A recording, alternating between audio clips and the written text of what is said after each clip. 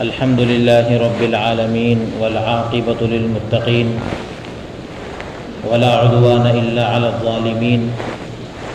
والصلاة والسلام على سيد الأنبياء والمرسلين محمد بن عبد الله الأمين وعلى آله وأصحابه ومن هدى بهدي إلى يوم الدين أما بعد فأعوذ بالله من الشيطان الرجيم بسم الله الرحمن الرحيم يا أيها الناس اتقوا ربكم الذي خلقكم من نفس واحدة وخلق منها زوجها وبث منهما رجالا كثيرا ونساء واتقوا الله الذي تساءلون به والأرحام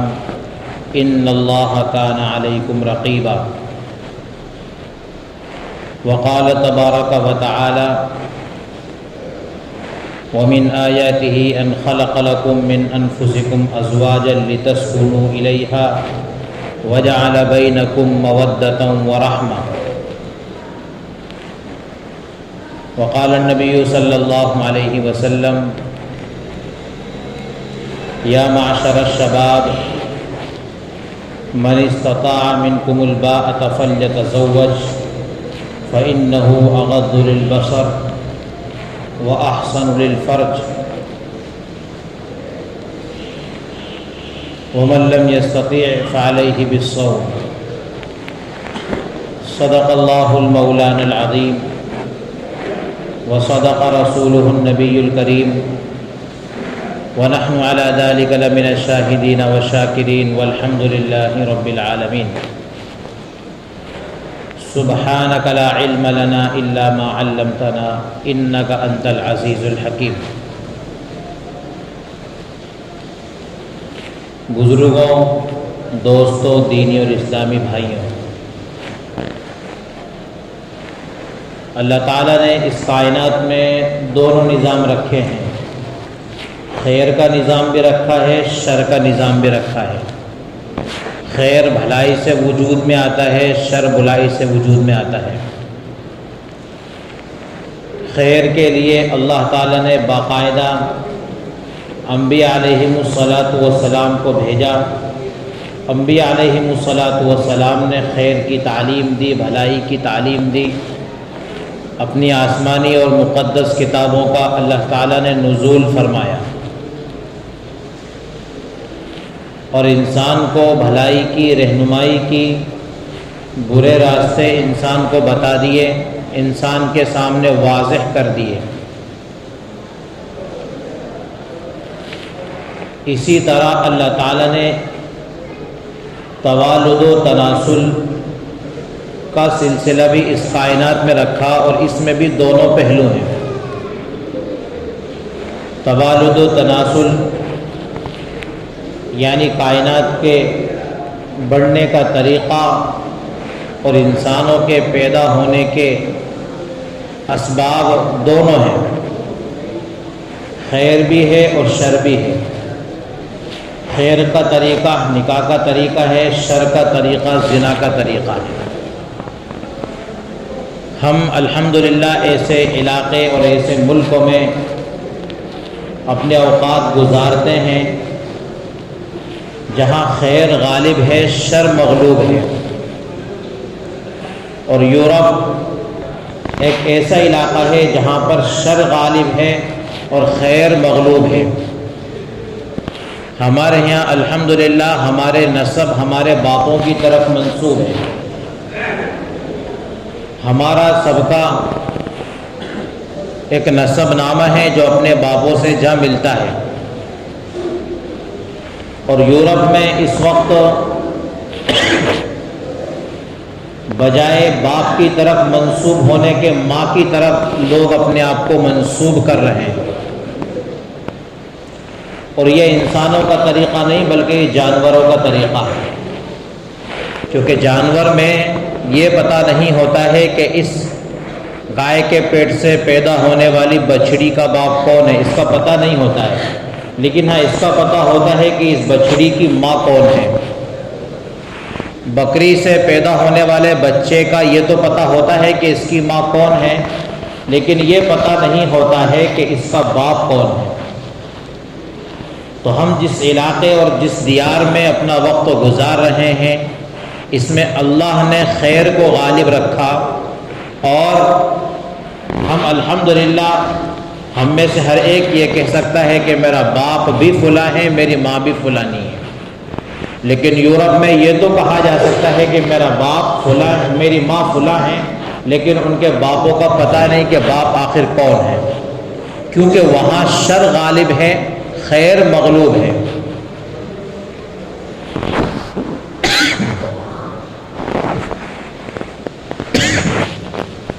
اللہ تعالیٰ نے جب انسان حضرت آدم علیہ السلام کو جنت میں پیدا فرمایا، اور ابھی حضرت آدم علیہ السلام اپنے اوقات جنت میں گزار رہے ہیں، لیکن انسان کا مزاج ہے کہ انسان کو تنہائی اچھی نہیں لگتی، چاہے کتنے سے بھی اعلیٰ جگہ میں لے جا کر کے ٹھہرا دیا جائے، لیکن تنہائی انسان کو پسند نہیں، اس کو انس چاہیے، ایک دوسرے سے مانوس ہونا انسان پسند کرتا ہے، ایک دوسرے سے گھل مل کر رہنا انسان پسند کرتا ہے۔ چنانچہ جنت میں ہونے کے باوجود حضرت آدم علیہ السلام کی وہ طبیعت نہیں لگ رہی جیسی طبیعت لگنا چاہیے۔ اللہ تبارک و تعالی نے انسیت کے لیے ماں حوا علیہ السلام کو پیدا فرمایا، اور حضرت آدم علیہ السلام جب بیدار ہوئے تو اپنے قریب میں بیٹھی ہوئی ایک خاتون یعنی اپنی زوجہ کو دیکھا۔ خیر و پورا تفصیلی واقعہ ہے، قرآن مختصر انداز سے بیان کرتا ہے، یا آدم اسکن انت وزوجک، تو قرآن حضرت حوا کو زوجہ کہہ رہا ہے، اور کسی بھی لڑکی کو، کسی بھی خاتون کو زوجہ اسی وقت کہا جا سکتا ہے جبکہ اس کے ساتھ میں نکاح ہو چکا ہو۔ نکاح سے پہلے کوئی بھی انسان کسی بھی لڑکی کو زوجہ، جس کو اپنے اردو زبان میں کہیں گے بیوی، نہیں کہہ سکتا، نکاح ہونے کے بعد ہی زوجہ یا بیوی کہا جا سکتا ہے۔ اور اللہ حضرت حوا کو جبکہ جنت میں ہی ہے، حضرت آدم علیہ السلام کو مخاطب کر کے کہہ رہا ہے، یا آدم اسکن انت وزوجک الجنہ فکلا منہا رغدا حیث شئتما، اے آدم تمہارے لیے اور تمہاری بیوی کے لیے، بیوی کا نام نہیں بتایا، صرف اتنا کہا، وزوجک تمہاری بیوی کے لیے، کہ جنت کی سب ساری نعمتیں ہیں، تم جہاں سے چاہو کھاؤ پیو۔ البتہ ایک درخت کی ممانعت فرما دی تھی کہ اس درخت کے قریب نہ جانا۔ خیر، میں یہاں پر یہ عرض کرنا چاہتا ہوں کہ حضرت آدم علیہ السلام کے سامنے جو خاتون ہے، اس خاتون کو اللہ تعالیٰ زوجہ کہہ رہا ہے۔ اس سے پتہ چلا کہ نکاح جنت سے شروع ہو چکا تھا، نکاح جنت میں ہو چکا تھا، اور جنت سے نکاح شروع ہوا۔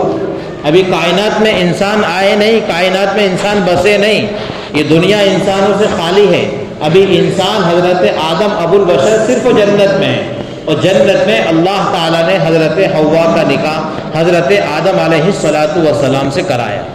تو یہ نکاح ایک ایسی عبادت ہے جس کی آغاز جنت سے ہو جاتا ہے، اور دنیا میں جب حضرت آدم علیہ السلام تشریف لے آئے تو حضرت آدم اور حوا کی اولاد ہوئی، چنانچہ یہاں پر بھی نکاح کا سلسلہ رہا اور ہے اور قیامت تک رہے گا۔ اور جب یہ سلسلہ نکاح ختم ہو جائے گا تو قیامت بھی قائم ہو جائے گی۔ کیسے قیامت قائم ہو جائے گی؟ نبی کریم صلی اللہ علیہ وسلم کا فرمان ہے جس کا مفہوم کہ اس کائنات میں جب تک اللہ اللہ کہنے والا باقی رہے گا تب تک تو قیامت نہیں آ سکتی۔ اس کا خلاصہ یہ ہے کہ جب تک اس روئے زمین پر مسلمان رہیں گے تب تک قیامت برپا نہیں ہو سکتی، اور یہ بھی طے ہے کہ جب تک مسلمان رہیں گے تب تک نکاح بھی ہوتے رہیں گے۔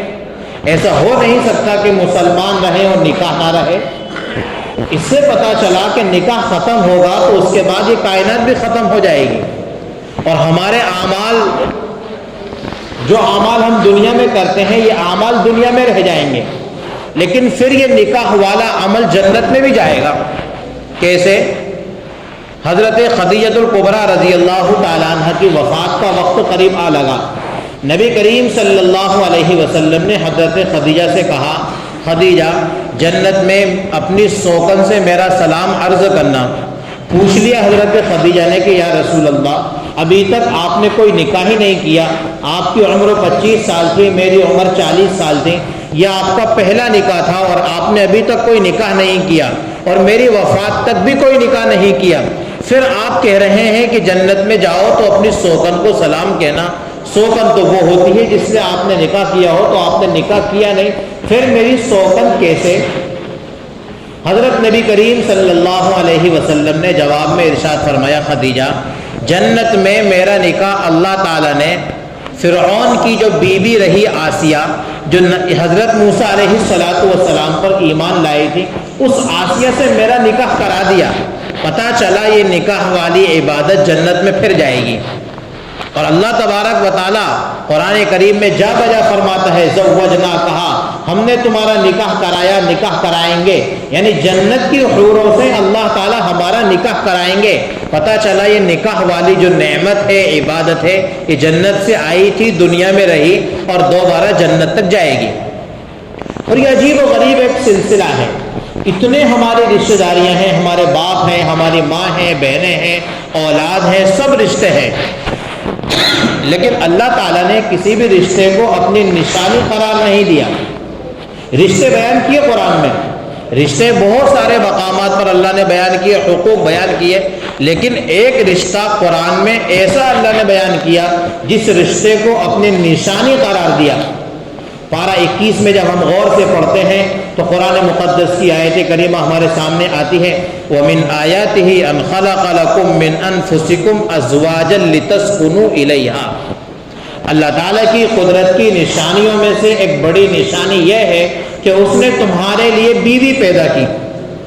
کہیں نہیں فرمایا کہ اللہ کی بڑی نشانی میں سے تمہارے باپ ہیں، کہیں نہیں فرمایا کہ اللہ کی بڑی نشانی میں سے تمہاری ماں ہے، تمہارے بھائی ہیں، تمہاری بہنیں، نہیں، یہ ایک رشتے کے تعلق سے اللہ تعالیٰ قرآن میں کہتا ہے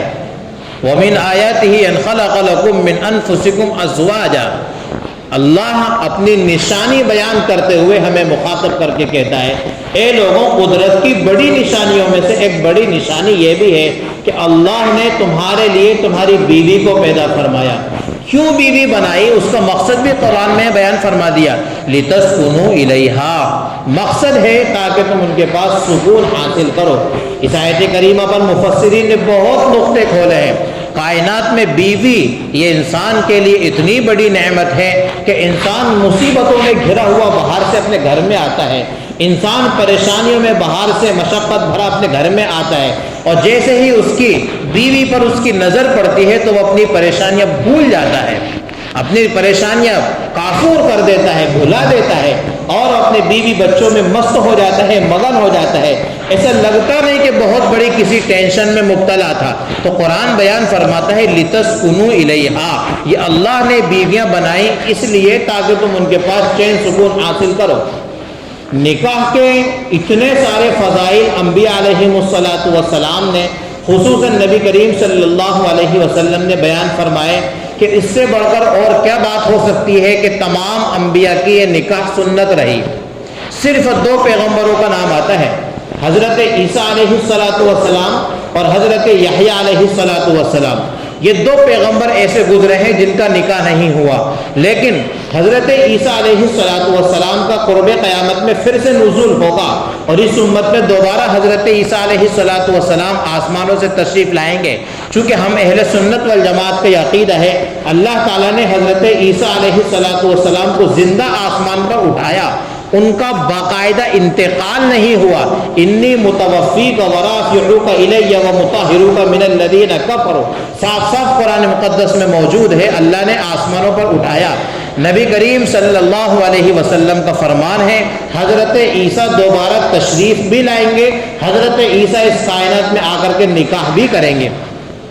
تو انبیاء علیہم السلام کی سنت رہی نکاح، اور لگ بھگ سبھی پیغمبر کی سنت رہی۔ پیارے حبیب صلی اللہ علیہ وسلم نے تو اپنی زندگی میں 11 نکاح فرما کر اس امت کو ہر اعتبار سے سمجھا دیا، اگر تمہارا سابقہ کبھی بڑی عمر کی خاتون سے نکاح کرنے کا ہو جائے تو مجھے تم حضرت خدیجہ کے گھر میں دیکھ لینا، کبھی تمہارا نکاح کسی کنواری اور کم عمر سے اگر نکاح کرنے کا اتفاق ہو جائے تو مجھے حضرت عائشہ کے گھر میں پا لینا، کبھی کسی بیوہ کے ساتھ میں تمہارے نکاح کا اتفاق ہو جائے تو نبی نے بیواؤں کے ساتھ میں بھی حضرت ام سلمہ کے ساتھ نکاح کر کے اپنی امت کو تعلیم دی، حتیٰ کہ مطلقہ کے ساتھ بھی نکاح کر کے اپنی امت کو پیغام دے دیا، کبھی تمہارا نکاح کسی باندی سے ہو جائے تو حضرت میمونہ کے ساتھ نکاح کر کے نبی علیہ السلام نے وہ تعلیم بھی ہم کو دے دی۔ گویا نبی علیہ السلام نے 11 نکاح فرمائے اور 11 کے 11 نکاح میں اپنی امت کو تعلیم دے گئے۔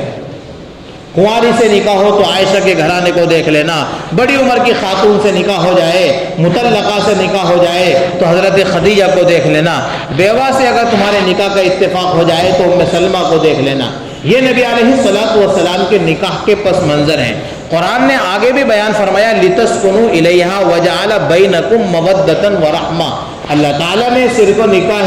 نکاح کو سکون کا ذریعہ ہی نہیں بنایا بلکہ محبت اور مودت کا ذریعہ بھی بنایا ہے،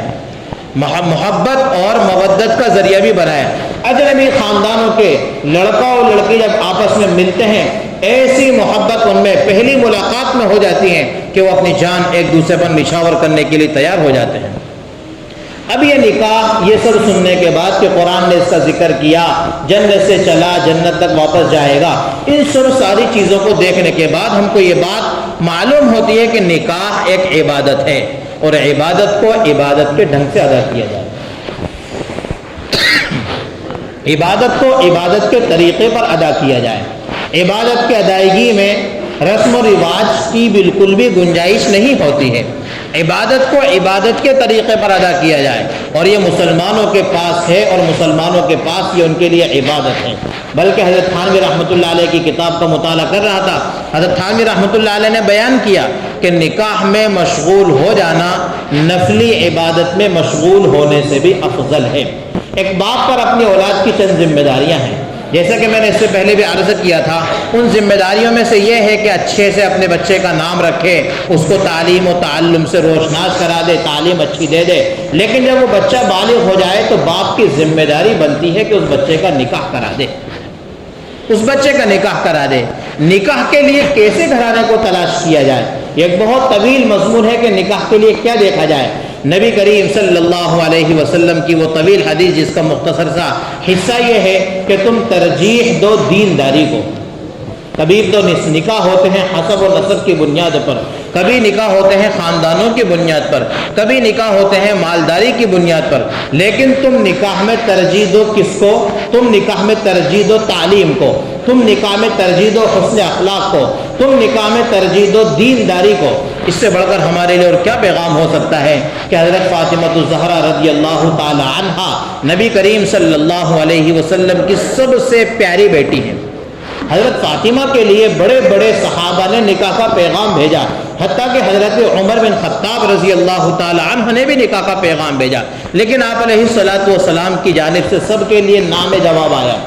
آخر ایک روز حضرت عبد الرحمن بن عوف کہنے لگے علی تم تو رشتہ دے کر کے دیکھو حضرت فاطمہ کے لیے، تو حضرت علی کہنے لگے عبد الرحمن اپنے پاس ہے کیا؟ اپنا خود کا مکان نہیں ہے، اپنے پاس مہر دینے کو پیسے نہیں ہیں، گھر بسانے کے لیے اسباب نہیں ہے، کچھ بھی نہیں ہے اپنے پاس، اپنے نکاح کا پیغام نبی کی صاحبزادی کو دے کیسے؟ حضرت عبد الرحمن نے کہا کہ دے کے تو دیکھو، نہ ہو گیا تو کوئی مسئلہ ہی نہیں ہے، آپ پیغام تو دو۔ چنانچہ حضرت عبد الرحمن باہر ہیں، نبی کریم صلی اللہ علیہ وسلم کے پاس حضرت علی تشریف لے گئے، ادھر حضرت جبرائیل نے آ کر پیغام دے دیا، چونکہ نبی علیہ السلام کے تعلق سے قرآن کہتا ہے وَمَا يَنْطِقُ عَنِ الْهَوَىٰ إِنْ هُوَ إِلَّا وَحْيٌ يُوحَىٰ، آپ کا کام تو فیصلہ خداوندی ہوا کرتا تھا، آپ کی زبان سے نکلا ہوا کلام بھی فیصلہ خداوندی ہوا کرتا تھا۔ چنانچہ حضرت علی مارے شرم کے سامنے جا کر بیٹھ گئے، کچھ کہہ ہی نہیں رہے۔ علی کیوں آئے؟ کوئی جواب ہی نہیں ہے، شرم آ رہی ہے، کیونکہ نبی علیہ السلام ہی آپ کے مربی ہیں،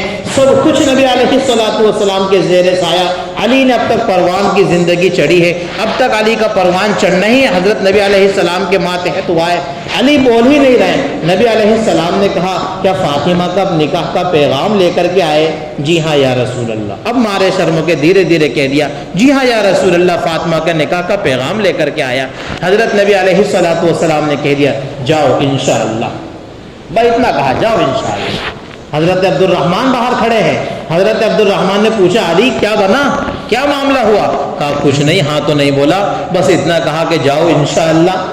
تو حضرت عبد الرحمن کہتے ہیں علی مبارک ہو، مبارک ہو، تم کو مبارک ہو، نبی کی انشاءاللہ ہی فیصلہ ہوا کرتی ہے، نبی نے اپنی بیٹی کا فیصلہ تمہارے لیے کر دیا۔ لیکن علی کو یہ نہیں کہا کہ میں نے اپنی بیٹی تم کو دے دی، چلو بلاؤ فاطمہ کو میں نکاح کر دیتا ہوں، نہیں، امت کو تعلیم دینا مقصود تھا، جس سے ہماری امت آج پوری ہو چکی ہے۔ کیا تعلیم دینا مقصود تھا؟ حضرت فاطمہ کو بلایا، فاطمہ بیٹی تمہارا نکاح میں علی سے کر دوں؟ یہ سوال تھا۔ اس لیے نبی علیہ السلام نے علی کو باقاعدہ جواب نہیں دیا، بیٹی فاطمہ تمہارا نکاح علی سے کر دوں؟ وہ بیٹی جو نبی علیہ السلام کی سب سے زیادہ فرما بردار، نبی کی تکالیف کو سب سے زیادہ سمجھنے والی، منشأ نبوت کو سب سے زیادہ سمجھنے والی، نبی سے سب سے زیادہ قریب رہنے والی، حتیٰ کہ نبی سفر میں جائیں تو آخر میں فاطمہ کے گھر سے رخصت ہو، سفر سے آئیں تو پہلے فاطمہ کی خبر لیں، وہ فاطمہ کیا نبی علیہ السلام کی منشا کا انکار کر سکتی تھی؟ یا آج ہمارے معاشرے کے بڑی عمر کے لوگ کہتے ہیں ہماری اولاد ہے کوئی ہم سے بڑی تھوڑی ہو گئی، ہماری اولاد ہمارے ہاتھ سے باہر تھوڑی چلی گئی، ہماری مرضی ہم جہاں چاہیں نکاح کر دیں۔ کیا نبی بھی ایسا کہہ سکتے تھے؟ نبی نے تعلیم دی، فاطمہ کو بلا کر کے پوچھا فاطمہ تمہارا نکاح علی سے کر دوں؟ اور کون علی جس کی شجاعت مشہور ہے، جو حیدر کرار کہلائے، اسد اللہ جس کا لقب بن جائے، جس کو نبی علیہ السلام یوں کہہ دیں انا مدینۃ العلم وعلی بابوہا، میں علموں کا شہر ہوں اور اس علموں کے آنے کے لیے راستہ وہ علی ہے۔ جس علی کے تعلق سے اتنی سب ساری بشارتیں، نبی جن کو بشارت کی خبر، جنت کی بشارت دے دیں، اس علی کے بارے میں نبی علیہ السلام فاطمہ سے پوچھ رہے ہیں، فیصلہ نہیں کر دیا، نبی علیہ السلام فاطمہ سے پوچھ رہے ہیں بیٹی تمہارا نکاح علی سے کر دوں؟ یہ امت کو تعلیم ہے، یہ امت کو تعلیم ہے کہ اپنی بیٹیوں سے پوچھ لیا کرو، خود اگر مارے شرم کے نہ پوچھ سکتے ہو، اپنی شریک حیات بچی کی ماں سے پوچھوا لیا کرو، خود نہ پوچھ سکتے ہو بچی کی بڑی بہنوں سے پوچھوا لیا کرو، خود نہ پوچھ سکتے ہو بچی کی چچی سے پوچھوا لو، کم سے کم اس کی رضامندی کا اظہار تو ہو جائے۔ ایسے واقعات بھی آنکھوں کے سامنے آئے، میرے قریبی رشتہ دار میں ہی ایک صاحب نے اپنی بیٹی کا نکاح زبردستی کر دیا، زبردست اپنی بیٹی کا نکاح کر دیا، سب کے سمجھانے کے باوجود اللہ جانے کون سا خمار طاری ہوا، نکاح کر دیا۔ آخر وہ لڑکی پہلی مرتبہ اپنی سسرال گئی اور جو کچھ سب جانتے ہیں بڑے لوگ، وہ سب سارے معاملات بھی انجام تک نہیں پہنچے، وہ لڑکی اگلے دن واپس اپنے گھر آ گئی اور اپنے باپ سے آ کر مخاطب ہو کر کے کہتی ہے، اپنے اہل خانہ کو مخاطب ہو کر کے کہتی ہے آپ نے اپنی مرضی پوری کر لی، اب میں اپنی مرضی پوری کروں گی، آپ مجھے مردہ ہونے کی حالت میں میری سسرال لے جا سکتے ہیں، مجھے زندہ ہونے کی حالت میں میری سسرال نہیں بھیج سکتے۔ کہ بچیوں سے نہ پوچھنے کی وجوہات، ان سے بھی پوچھو جہاں ایک لڑکے کی خواہشات ہوتی ہیں کہ میری شریک حیات ایسی ہونی چاہیے، کہ اللہ تعالیٰ نے یک طرفہ ہی خواہشات رکھی ہیں، دونوں طرف دونوں جانب برابر ہیں، جتنے حقوق شوہر کے ہیں بلکہ اس سے زیادہ حقوق بیوی کے شوہر کے ذمہ بنتے ہیں۔ الرجال قوامون علی النساء کی جو تفسیر یہ بیان کی کہ شوہر بیویوں پر حاکم، غلط تفسیر ہے، صحیح معنی اس کا یہ ہے کہ شوہر اپنی زوجہ کا کفیل ہے، ذمہ دار ہے، شوہر پر حقوق زیادہ بنتے ہیں بیوی کے۔ کہاں ہمارا معاشرہ ان سب چیزوں کو دیکھ رہا ہے؟ بہرحال آج کی بات میں ایک یہ پیغام ہے کہ ہم نکاح کا رشتہ دینے سے پہلے، کسی کے وہاں نکاح کا رشتہ پہنچانے سے پہلے دیندار گھرانہ تلاش کریں، اور دیندار گھرانہ جب ہم کو مل جائے تو دینداری کی نسبت پر ہم نکاح کا فیصلہ کرنے جا رہے ہوں، اس سے پہلے بیٹے اور بیٹی، اپنی بیٹی کا نکاح کسی سے کرنا ہے تو اس سے بھی پوچھ لیں، بیٹے کا نکاح کرنا ہے تو اس کی رضامندی بھی طلب کر لیں، اس لیے کہ یہ آبا و اجداد تو وفات پا جائیں گے، ان کی عمریں کم ہیں، چلے جائیں گے، پوری زندگی تو اسی شوہر کو اپنی بیوی کے ساتھ میں رہنا ہے، زندگی تو اس بیٹی کو گزارنا ہے۔ علی کا جب نکاح نبی علیہ السلام نے کرا دیا تو نکاح میں عجیب و غریب پوری تفصیل ہے، گھنٹہ بھر اس کے لیے چاہیے۔ علی کا جب نکاح کرا دیا تو نبی علیہ السلام خود شام کے وقت علی کے گھر پہنچے، اپنی بیٹی فاطمہ کا ہاتھ پکڑا اور فاطمہ کا ہاتھ پکڑ کر علی کے ہاتھ میں دیا، اور کیا جملے ارشاد فرمائے، اے فاطمہ، مجھے سب سے زیادہ جس سے محبت تھی، میں تیرے حق میں سب سے اچھا انسان اس کائنات میں جس کو سمجھتا تھا، آج میں نے اپنا ہاتھ اس کے ہاتھ میں دے دیا، آج میں نے تیرا ہاتھ اس کے ہاتھ میں دے دیا ہے۔ نبی خود گئے اور حضرت فاطمہ کا ہاتھ حضرت علی کے ہاتھ میں دے کر کے آئے اور کہا، بیٹی فاطمہ، اب میں نے اپنی ذمہ داری ادا کر دی، جو مجھے سب سے پسندیدہ لڑکا تھا تیرے لیے، اس کے ہاتھ میں تیرا ہاتھ میں نے دے دیا، اب میں اپنی ذمہ داری سے سبکدوش ہوں۔ تو بیٹوں سے پوچھیں، بیٹیوں سے پوچھیں، دیندار گھرانے کی نسبت پر، دینداری کی نسبت پر انتخاب کریں، اس سے اولاد صالح اور نیک اولادیں پیدا ہوں گی، اسی سے نیک اولادیں پیدا ہوتی ہیں۔ اس سے پہلے بھی میں نے تربیت اولاد کے ضمن میں ایک مرتبہ حضرت عبد القادر جیلانی رحمۃ اللہ علیہ کا واقعہ طویل بیان کیا تھا کہ حضرت عبد القادر جیلانی رحمۃ اللہ علیہ کی ولادت کا ثمرہ ہی یہ بنا، ان کے ماں باپ حد درجہ نیک تھے، اور صرف نیکی کی بنا پر حضرت عبد القادر جیلانی علیہ الرحمہ کے نانا نے ان کی والدہ کا نکاح ان کے ابا سے کرایا تھا، جبکہ غلام تھے، ایک قسم کے مزدور تھے، لیکن دینداری کی بنیاد پر نکاح کرایا تھا۔ آگے وقت رہا، موقع رہا تو انشاءاللہ کچھ اور بھی اس کے تعلق سے گفتگو ہوگی۔ اللہ تعالیٰ عمل کی توفیق عطا فرمائے۔ وما توفیقی اللہ۔